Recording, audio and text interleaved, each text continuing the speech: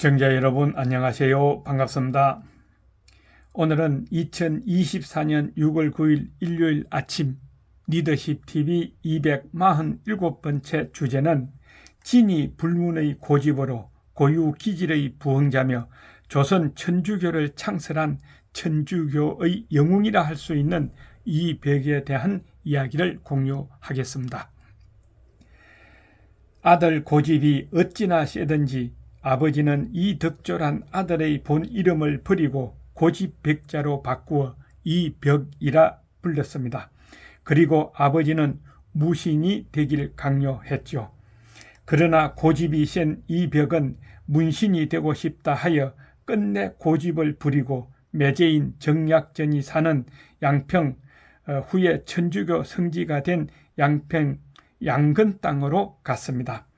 이 벽은 굉장한 호기심을 품고 눈 쌓인 깊은 산길을 찾아서 기분 좋게 들어갔죠. 그런데 그 깊은 산사에 도착하니 뜻밖에도 양근 지역의 대학자 권철신과 매제 정약전 그리고 정약용 등 유생들이 모여 100일 동안 집중 학습을 벌이고 있었던 것입니다. 이 벽은 그곳에서 처음 접하는 것으로 신나는 발견을 하였습니다. 이들은 산수, 과학 등 북경에서 가져온 책들을 두고 강론하고 있었으며 천주의 섭리와 영혼의 불멸 그리고 7가지 악의 극복을 다룬 천주실의 성리진전, 칠극 등 여러 가지를 논하고 있었기 때문입니다. 우리나라에 천주교가 들어올 당시 외국 선교사들은 한국 고유의 기질은 무엇인가 믿으면 그것이 옳고 그르건 간에 무조건 예고집을 부리다 죽는 불납이 같다고 말하였다 합니다. 그 사례 하나로 프랑스 선교사 베르네 주교는 이렇게 기록했다 합니다. 조선 민족의 성격은 적이 단순하여 무엇인지 깊이 생각하려고 하지 않는다. 성경 교리의 진리를 가르치면 그 이치를 따지기 전에 빨리 감동하여 입교하고 어떠한 희생도 무릅쓴다. 한데 진리를 설명하면 잘 모른다. 또한 알려 하지도 않는다 했습니다. 즉 조선 사람은 무엇인지 깊이 알지도 못하지만 마음에 들면 빨리 감동하고 그 다음은 알려고 하지도 않고 최선을 다해서 희생을 한다 하는 것입니다. 지금도 이런 사람이 있다고 생각합니다. 누구인지도 알 수가 있을 것입니다. 이렇게 단순한 고집과 그 고집이 빚은 열혈 기질은 어느 특정한 기후권의 섬나라나 반도에서 잘 빚어진다고 풍토학은 말하고 있다고 합니다. 그런데 이런 반도 기질의 풍토학이 삼국시대에서 합리성을 초월한 고집이 호국에 매우 훌륭하게 이용되었음을 볼 수 있는 것입니다.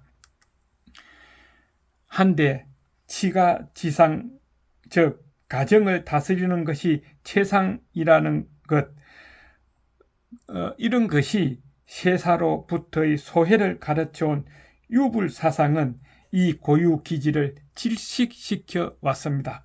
그런데 천주교가 이 질식된 고유 기질의 탈출구를 만들어준 셈이 되는 것이죠. 그것을 행동으로 실천한 사람으로 최초이며 대표적인 고유 기질의 부흥을 고집이 센 이벽이 하였다는 것입니다. 한국에서 최초의 영세를 받은 이 성운도 이 벽의 행동적 기질에 압도되었기 때문이요. 유교학의 온건적 유약성을 벗어나지 못해 믿음에 소극적이었던 권일신, 정약전 형제 등이 신앙의 영웅심을 부린 것도 그 때문이었다는 것입니다. 그래서 당시 평택 현감이던 이 성운이 동지사를 수행하여 북경에 가게 되자 이 벽은 그의 굶주린 구도심을 충족시킬 기회로 보고 그를 찾아갔습니다. 자네가 북경에 가게 된 것은 천주님이 우리나라를 가볍게 여기사 이를 구하고자 하시는 증거일세.